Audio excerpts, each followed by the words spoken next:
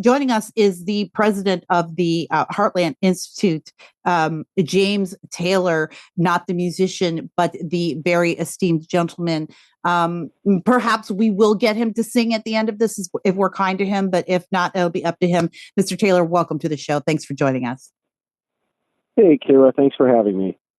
You're welcome. Thank you for coming. And I didn't mean to be too pithy about your name, but I feel like if I don't add humor to this kind of stuff, I'll cry because it's just one thing after another when it comes to climate change.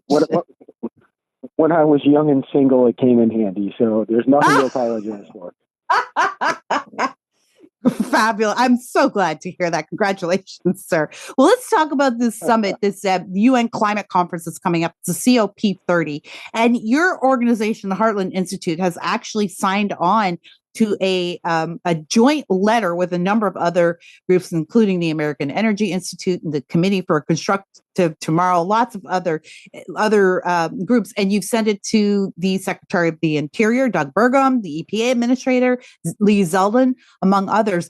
You're saying that the United States should not send a delegation to the UN COP30 Climate Summit coming up in Brazil. Tell us what the COP30 Climate Summit is and tell us why you think we should skip it. Yeah, so COP30, COP30, it's an annual event. This is the 30th time they've done it. The United Nations, they select some extravagant locale and an exotic destination where all the bureaucrats from the UN and from various governments and all the NGOs that like to lecture us about how we're destroying the planet through carbon dioxide emissions, they choose a place where they can all get on their jets and fly all over the world to have a nice confab, even though Zoom would do fine. And so this year it's in Belém, Brazil. It's in the Amazon rainforest. And, it's amazing because they chose Brazil and not Rio, but Belém for a reason. They wanted to highlight what they say is how carbon dioxide emissions, climate change is destroying the Amazon. This has been something that has been a talking point for climate activists for decades. And what's amazing, first of all, is just this week, a peer-reviewed study published in the peer-reviewed journal Nature Plants, over 100 scientists authored the paper. And what they found is that in the Amazon rainforest, directly as a result of carbon dioxide emissions, trees are growing substantially thicker in their tree trunk, in the diameter of the tree trunk, and they're growing much taller. In other words, trees in the Amazon love carbon dioxide, and it stands to reason because carbon dioxide is plant food.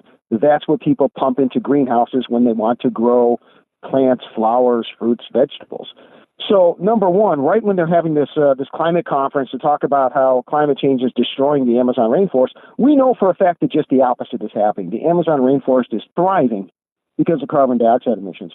Point number two, you mentioned earlier how despite all the billions of dollars that have been funneled into the high-speed rail pipe dream in California, not a single inch of rail has been built. You know what has been built? In Brazil, through the outskirts of Belém, the Brazilian government has bulldozed literally tens of thousands of acres of the Amazon rainforest to build a road so that all the NGO participants and bureaucrats can have better transportation, more roads to get them to and from the venue. They're literally killing the rainforest that they're pledging to create. And they know not to build rail, which would have fewer emissions, and which, if you believe all the hype about public transportation, no, they built a road. So it's amazing the hypocrisy going on. So we at the Heartland Institute, with other organizations, we sent a letter to the Trump administration and key personnel. So look, this is ridiculous. The best thing you can do for the Amazon rainforest, the best thing you can do for the climate change concern, if you really think that is a concern, it's not, is just simply not to send anybody. Because all the other nations in the world are spewing carbon dioxide into the atmosphere. It's not a bad thing, but they preach to us about it. They're spewing all the carbon dioxide emissions. They're causing the bulldozing of the rainforest for this event, and it's for absolutely no good purpose. It does feel like it would be a bit of a flex if we didn't go, to say, no, we're not going to waste these, well, just to use their language, we're not going to waste these carbon emissions, and we're looking after the environment. And it feels like that would sort of be a thumb in the eye of the international community. What would it gain us to go? Well, it gains us nothing other than perhaps highlighting the fact that the so-called climate crisis is a con job, as President Trump said. This is a grift. The members of the United Nations, very high-ranking officials, have said straight up, this is not about climate change. It's about redistributing the world's resources. It's a Trojan horse for international socialism and taking money and power from nations that honor freedom and are prosperous and giving it to the dictatorships, to the authoritarian governments that don't have market economies, and their economies are failing as a result. But what we do offer at the Heartland Institute, you mentioned these other groups, CFACT and others that have signed on, we will be going. Heartland, we're going to send a delegation. We're going to team up with CFACT and a few others. So we offer to be the unofficial American delegation. Now, the reason we're going is because, first of all, we realize that our carbon dioxide emissions flying to Brazil are actually benefiting the environment, not harming it. And second, we can rattle the cage of the UN establishment, which we do at these conferences every year, pointing out facts, inconvenient facts that they're not going to mention in their press releases, such as the bulldozing of the rainforest for this conference, such as the fact that the Amazon rainforest is scientifically proven benefiting from carbon dioxide emissions. So really, why spend all the taxpayers' dollars to go to Berlin to listen to the UN rail about how everybody else needs to sacrifice and is causing climate change when they're the ones that are doing the most harm? What were your thoughts, James, on on President Trump's address to the UN? He did talk about climate change and the green energy scam, and he was very blunt about it. He was very blunt about a lot of things in that speech. But one of the things that stood out to me, I'm the daughter of godless hippies. That's how I was raised. Like, my mom's a big environmentalist. We were always protesting. When I was growing up, it was just a thing. I just was raised to be terrified of acid rain, all of that. So this climate change stuff is really near and dear to my heart. And when I became a conservative, it was one of the biggest reliefs to find out that, oh no, the planet isn't actually dying. That was such a big relief to me. But I think what Trump really talked about, how Europe is killing themselves with their commitment to green energy, even as they're having to buy oil and gas from places like China and Russia. And he was very blunt about it. And of course, he's been very straightforward about his goals to bring America back to coal and natural gas and all of those, the big energy giants. What did you think about his comments at the UN? They were fantastic.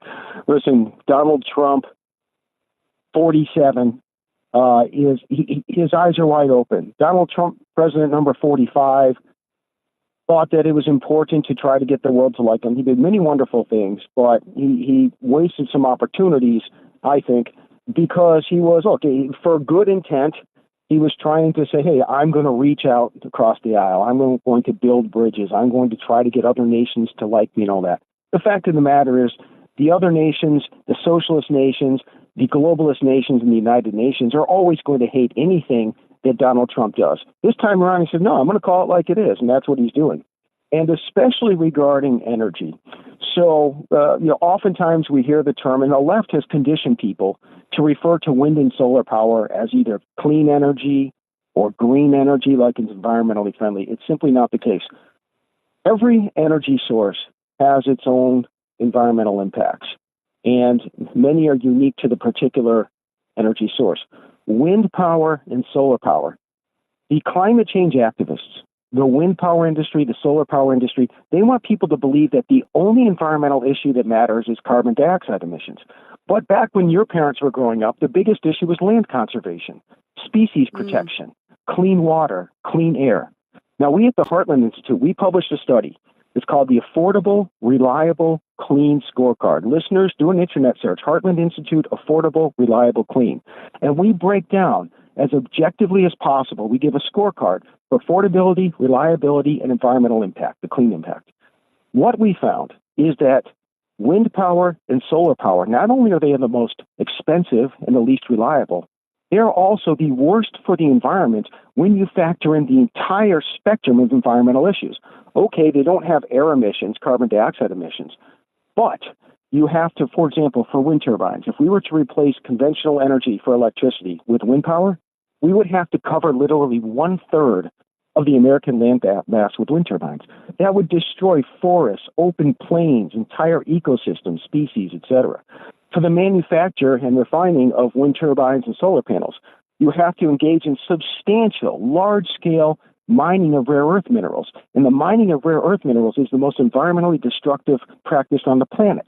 That includes all sorts of water and soil pollution, etc.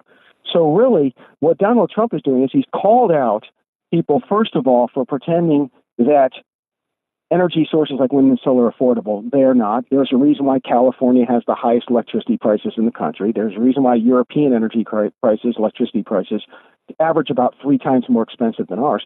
But he's also called out this fake notion of a climate crisis. And what we're doing is we are trashing our environment in so many ways through wind and solar power under the guise of this fictitious clean, green wind solar power to reduce carbon dioxide emissions.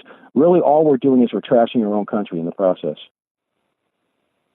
Agreed. What do you think, before I let you go, what do you think the odds are of the administration taking your advice and bowing out? I think it's pretty decent. I suspect now they're having an internal discussion, and I think they're thinking, on the one hand, if we're there, we can call attention, like Donald Trump did at the United Nations, we can call attention to this global warming scam. On the other hand, it makes a point to say we're not going to be there and participate. We encourage them not to participate. We'll be there. The Heartland Institute will be there rattling cages. We can serve as the unofficial American delegation. But whether they're there or not, the Trump administration has been fantastic, especially in Trump 47, about calling things the way they are. So congratulations, Donald Trump. Keep it up. Yeah, I would love it for you guys. I would love for them to see that we roll deep here in the U.S. We don't have to send the A team over. We don't have to send the White House over. America is filled with A-teamers. Like, you should be scared of everybody. I love it. James, thank you for stopping by. Tell people where they can find the Heartland Institute online and follow you so we can see how this whole thing goes. All right. Well, you can find us online at heartland.org, Heart land.org. And please look for, do an internet search for Heartland Institute Affordable, Reliable, Clean Scorecard. You'll get all the information that I was just telling you about. You'll have all of the backup citations, et cetera, to know it's true. And finally, Kara, it's been a pleasure. Thank you for having me on. It's my pleasure. I guess I'm going to let you get out of here without a song, but that's okay. If you go to the climate summit, you can make up for it. I will do that. I'll sing in Portuguese for the Brazilians.